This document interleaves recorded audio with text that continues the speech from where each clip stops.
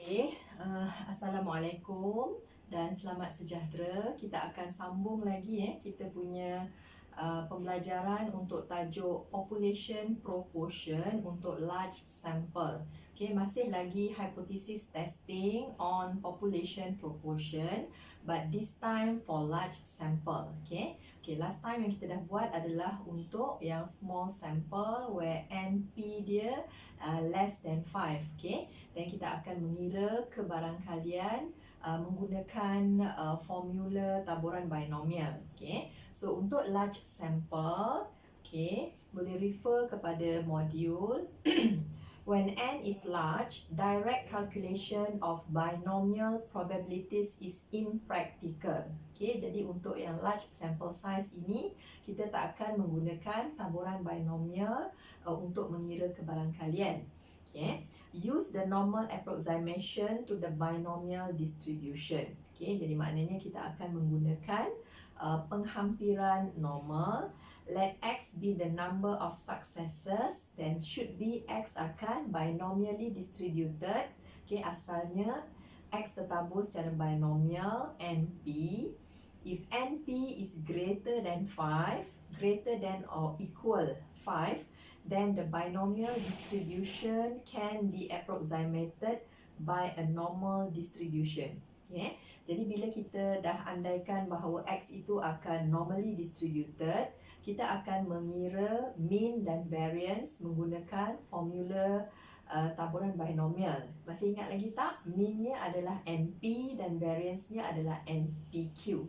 Okay, so kita akan mengira NP dan juga NPQ dan kita consider itu sebagai mean and variance for the normal distribution. Okay, jadi maksudnya sekarang X akan tertabur secara normal NP, NPQ.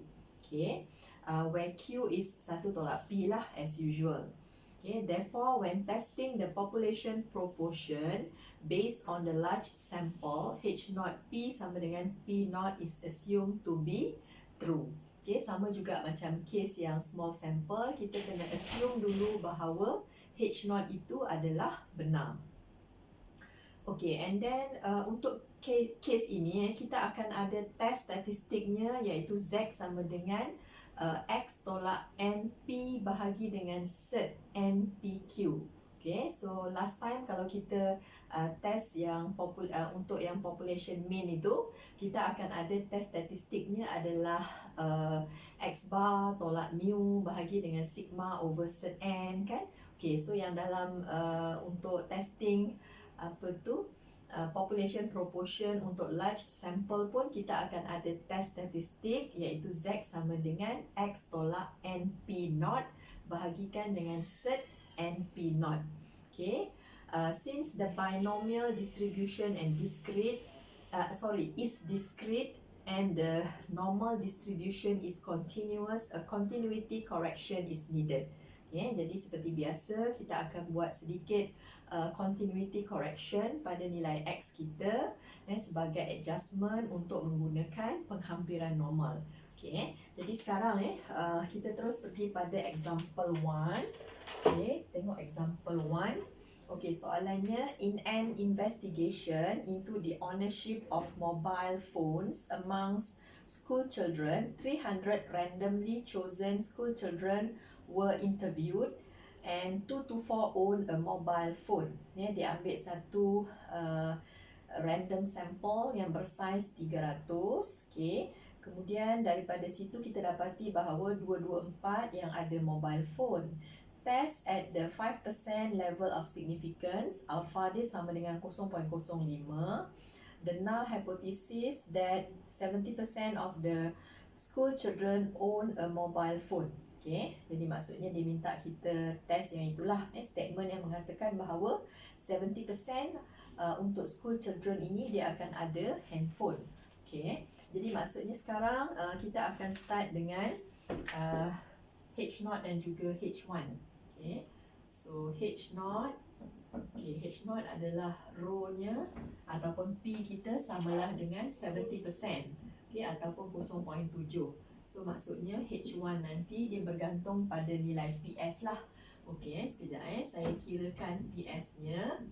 Okey, sample proportion maknanya daripada 300 didapati bahawa 224 ada handphone. Okey. So bila kita calculate yang ini 224 kita bahagikan dengan 300 kita dapati nilainya adalah 0.7466. Okay, maknanya nilainya lebih besar daripada P sama dengan 0.7.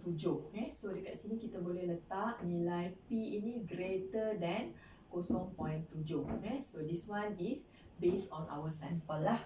Okay, then after that kita akan assume kedua, if H0 is true, okay, kalaulah H0 itu betul, okay, maka X akan tertabur secara binomial. Okay, dia bagi dekat situ sample size-nya adalah 300. Okay, sebabkan kita assume ini benar, maka kita ambil yang ini dulu sebagai probability of success 0.7. Okay, seperti biasa kita akan mengira NP0. Okay, so bila saya kira NP0, sini adalah 300 darab dengan 0.7. Okay, so yang ini kita akan dapat nilai besar 210 sangat besar. So this one is greater than 5. Okay, so this one will be the large sample size. Okay, so kalau katakan dia large sample size, kita tak akan gunakan kita tak akan kira kebarangkalian menggunakan taburan binomial seperti small sample size, tapi sebaliknya. Okey, proses yang seterusnya, okey, NP kita dah ada, lepas tu kita akan kira NP0 Q0 ataupun NPQ. Okey, so kita akan ada 300 darab dengan P 0.7, so should be Q adalah 0.3. Okey, so kita kira pula NPQ. So NPQ is 63, 63. Okay. Jadi sekarang ni kita dah dapat this one is the mean and variance untuk taburan normal ini. Jadi maksudnya sekarang X akan tertabur secara normal. Okay, kita masukkan nilai mean-nya iaitu 210 and then 63 as the variance. Okay. Jadi sekarang kita dah akan gunakan penghampiran normal untuk taburan binomial. Okay. Kemudian apa lagi yang diminta dalam soalan ni? Kita ada alfanya adalah 5%. Okay. Jadi maksudnya yang ketiga, alfanya adalah 0.05.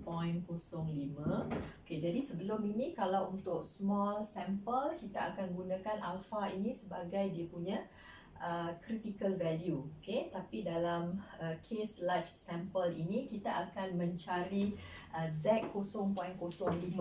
Okay, seperti biasa kita akan gunakan standard normal table tu. So kita akan cari nilai 0.05.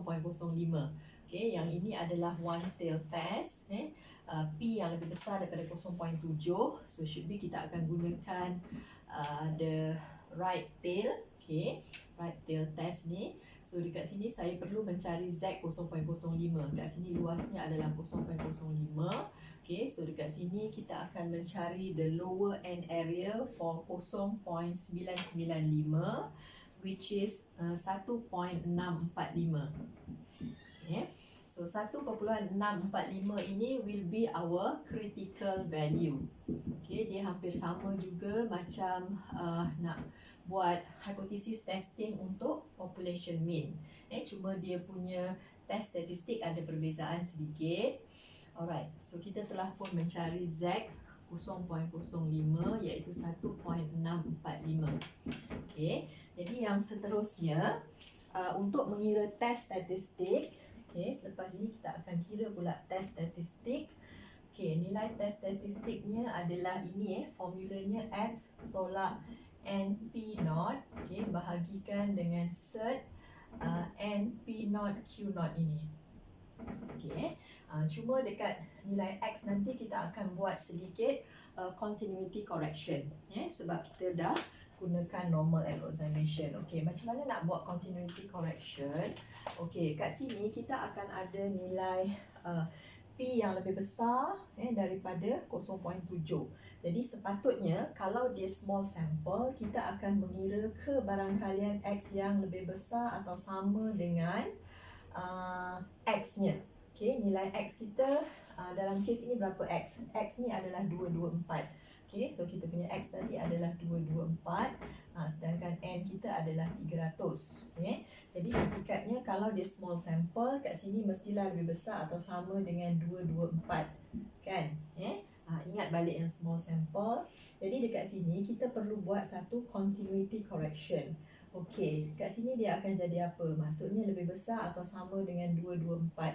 Okey, jadi contohnya kalau kita ada satu histogram punya bar dekat situ. Okey, asalnya adalah 224.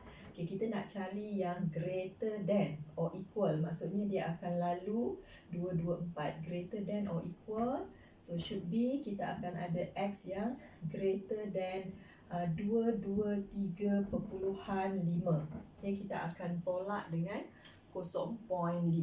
Okay, based on this lah. Jadi benda ni macam mana nak buat continuity correction di sini, dia must be based on this. But we are not going to use this probability calculation using a binomial distribution sebab dia adalah impractical lah, sebab nilai N dia sangat besar. Okay, jadi maksudnya sekarang dekat sini saya akan gunakan tempat X ni, instead of 224, now it become 223.5 lah. Sebab kita ada continuity correction. Kemudian kita tolakkan dengan mean untuk taburan normal, okay, which is 210, and then divided by cert. Dekat bawah kita ambil yang inilah, cert 63. Okay, kita bahagikan dengan cert 63. Alright. So dekat situ kita akan dapat nilainya adalah 1.701. Okay, so this value will be the test statistic, and we are going to compare this value with the critical value. Okay, jadi maksudnya kalau 1.701 tu dia adalah lebih besar kan daripada 1.645. Okay, maksudnya dia akan terletak di sini. Okay, since 1.701 is greater than 1.645, therefore it falls in the critical region. Okay, termasuk dalam critical region. Okay, ataupun dia termasuk dalam rejection region. Okay, jadi kesimpulannya kita akan reject H0. Okay, kita akan reject H0. Jadi conclusion bolehlah kita buat di bawah. So apakah conclusionnya? Bila kita reject H0, maksudnya kita akan menerima H1. Okay, jadi maksudnya it is concluded that that is more than 70% of the school children own mobile phones. Okay, itu adalah kesimpulannya lah, lebih 70%. Kalau H0 kata 70%, tapi sekarang H1 yang kita terima. Okay, jadi maksudnya dia lebih daripada 70% yang own mobile phone. Jadi boleh tuliskan conclusion di sinilah. Okay. Then kita tengok pula example yang seterusnya. Okay.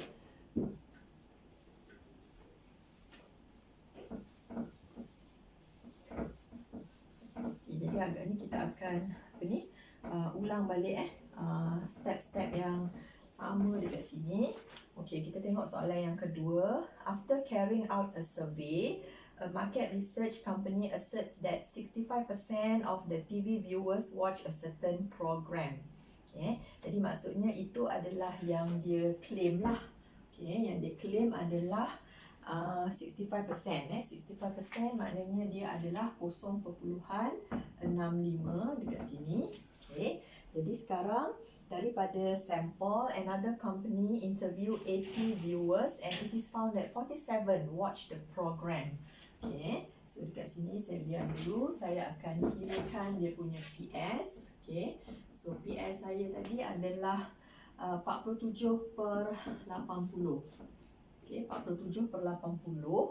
Okay, so nilai dia adalah kat sini 0.5875. Okay, which is less than 0.65. So dekat sini H1 kita nanti akan jadi less than 0.65.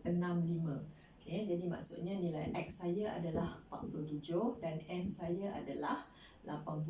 Okay, what about alpha? Alpha diberi sebagai 10%. Okay, 10% maknanya 0.1. Okay, jadi untuk yang seterusnya ini, kita akan assume H0 kita benarlah. If H0 is true, okay, jadi maknanya asal X kita akan tertabur secara binomial 80 dan kita ambil yang inilah 0.65. Alright, so from here we calculate our NP0. Okay, so 80 darab dengan 0.65, jadi itu samalah dengan 80 darab mana ni nilai dia. Okay, 52. Okay, so dekat sini ialah 52 dan kita akan kira NPQ nya lah 80 darab 0.65. Okay, kemudian darab dengan 0.35, 18.2. Okay, so 0.35, so this one is 18.2.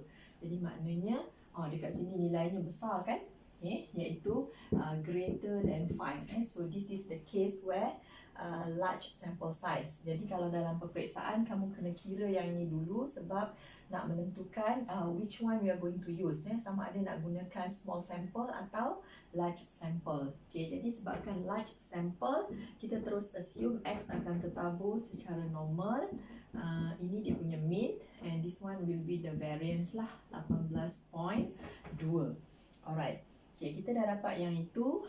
Then after that we are going to calculate the macam tadilah.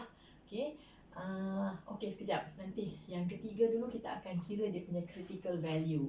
Okay, critical value since this one is less than. Okay, less than maknanya kita ada left tail. Okay, left tail. This one adalah 0.1. Okay, 0.1 maknanya kita akan mencari sama juga dengan lower end area untuk 0.9. Okay, 0.9 nilai dia adalah negatif 1.282. So dekat sini adalah 1.282. Okay, so ada nilai negatif lah. Okay, so this is the critical value-nya. Okay, kemudian yang keempat nanti kita akan mengira test statistik macam itulah. Z sama dengan X tolak NP, X tolak NP bahagi dengan cert NPQ. Okay. Jadi untuk case yang ini pun sama jugalah. Kita tengok dekat sini. Sepatutnya kalau menggunakan menggunakan kiraan probability untuk small sample, kita akan kira PX yang less than or equal, sebab kat sana less than, so sepatutnya yang kita akan cari 47. Okay, jadi maksudnya kita akan buat continuity correction. Okay, continuity correctionnya adalah supaya lebih jelas kita boleh letaklah ini 47, okay, 47, then what we want is less than or equal. Okay, less than or equal, so kita akan ambil di sini. Okay, maksudnya ini samalah dengan ke barang kalian X yang less than 47.5. Okay, jadi nilai X kita di sini akan sama dengan 47.5. So sama ada kita akan tambah 0.5 atau tolak 0.5 tu depends pada this condition. Okay, tapi yang ini kita tak gunakan untuk mengira test statistik. Sebaliknya kita akan gunakan formula inilah, test statistik dia. So this one becoming 47.5 and then tolak dengan 52 and then bahagikan dengan cert 18.2. So dekat sini saya dapat nilai dia, the test statistic is negative 1.055.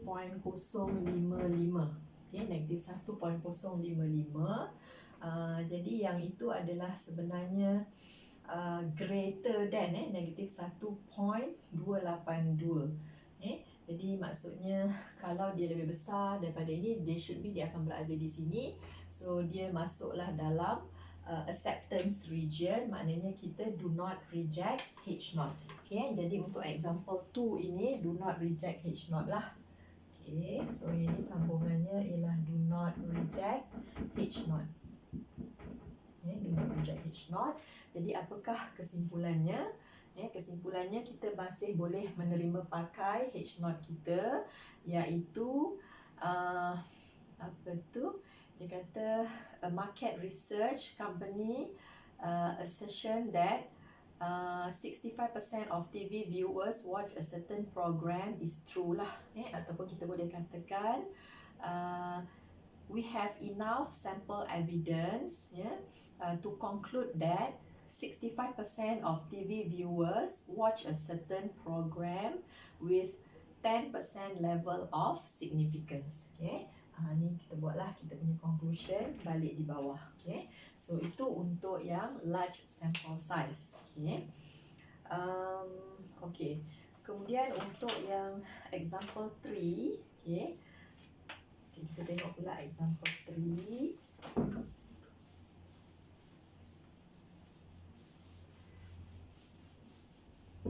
Tadi soalannya sama saja, dua-dua lebih kurang sama.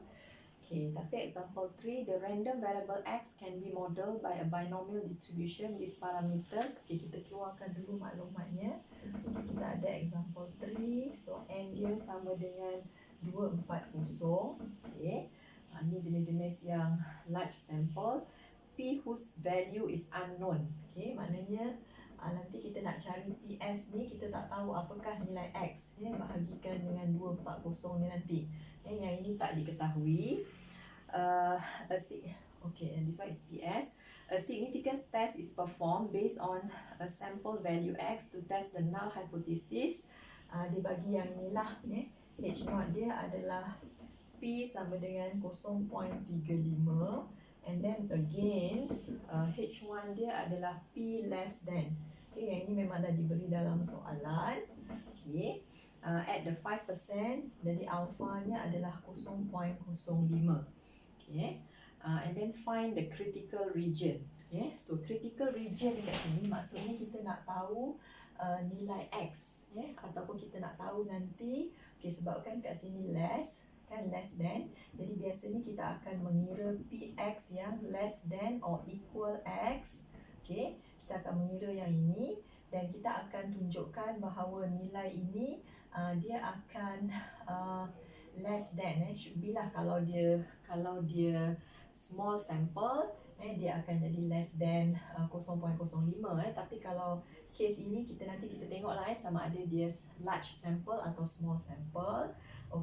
Jadi yang kedua, ini yang pertama, kita akan ada alfanya samalah dengan 0.05. Kemudian yang ketiga, if H0 is true, if H0 is true, then X tertabur secara binomial. Dekat sini ialah 240, so kat sini ialah 0.35. So kita akan mengira NP0 nya iaitu 240, kita darab dengan 0.35. Mana nilai dia ni? 0.35, so ini nilainya ialah 240. Kat sini ialah 240. Where's my NP? Sorry. 240 darab dengan ini ialah 84. So yang ini pun lebih besar daripada 5. So this one will be the large sample size. And then bila saya kira NPQ pula, 240 darab 0.35, darab dengan 0.65 ni samalah dengan 54.6. Jadi maksudnya X kita nanti akan tertabur secara normal.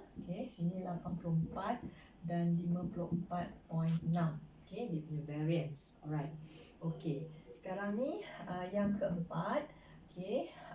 If alpha saya 0.05 less than, so maksudnya saya akan ada nilai less than lah kat sini, left tail. So kat sini ialah 0.05. So Z 0.05 saya akan bernilai negatif, which is negatif 1.645.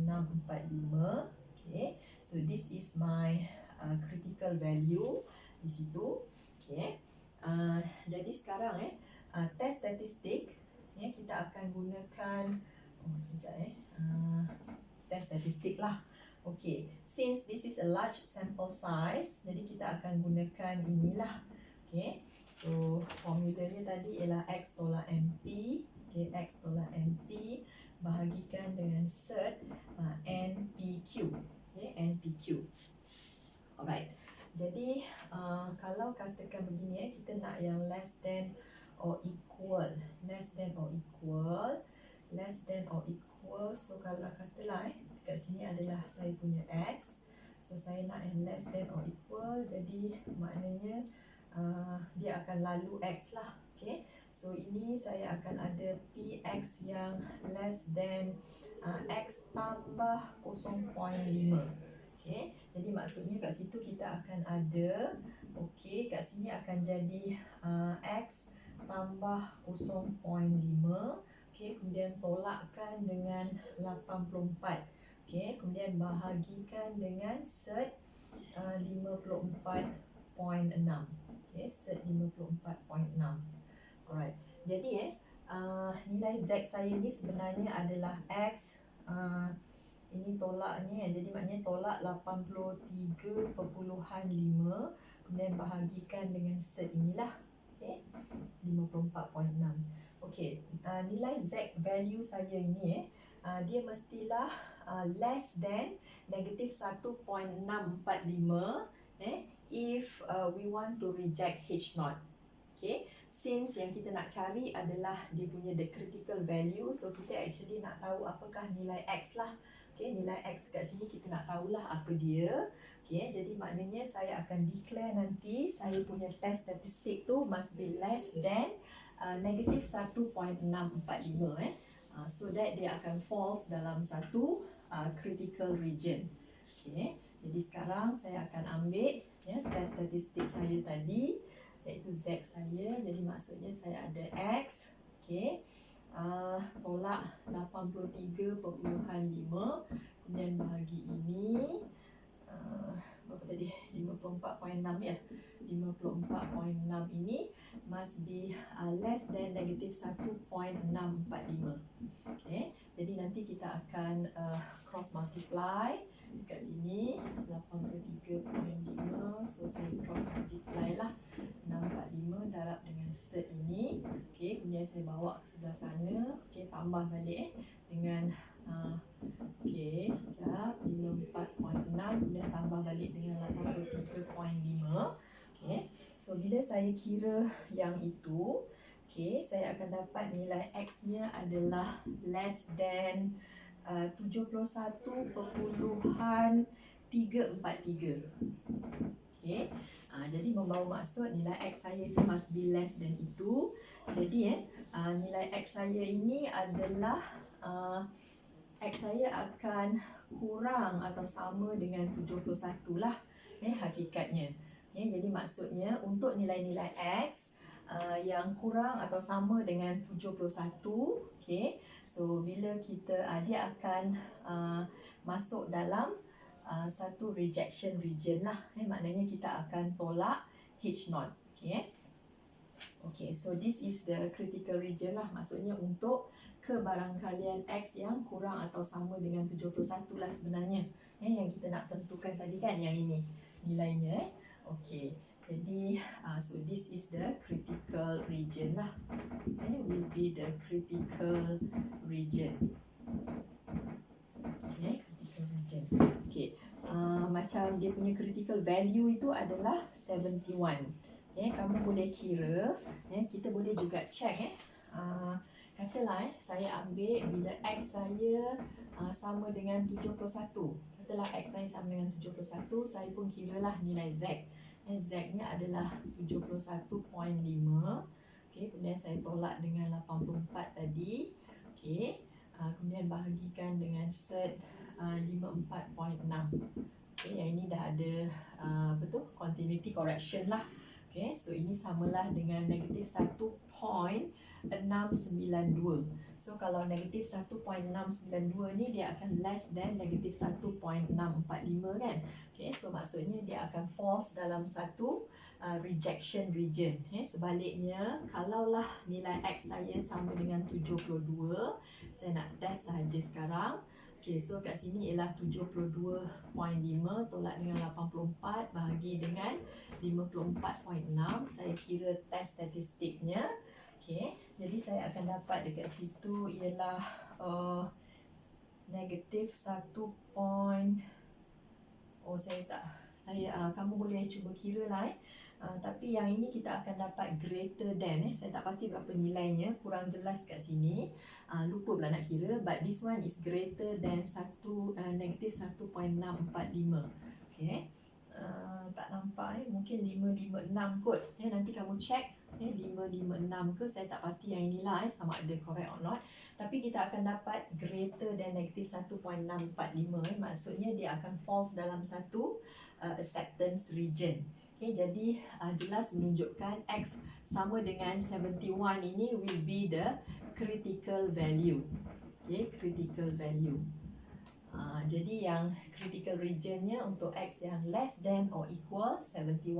Sebab kalau X sama dengan 72, dia dah masuk dalam acceptance region. Okay, itu saja.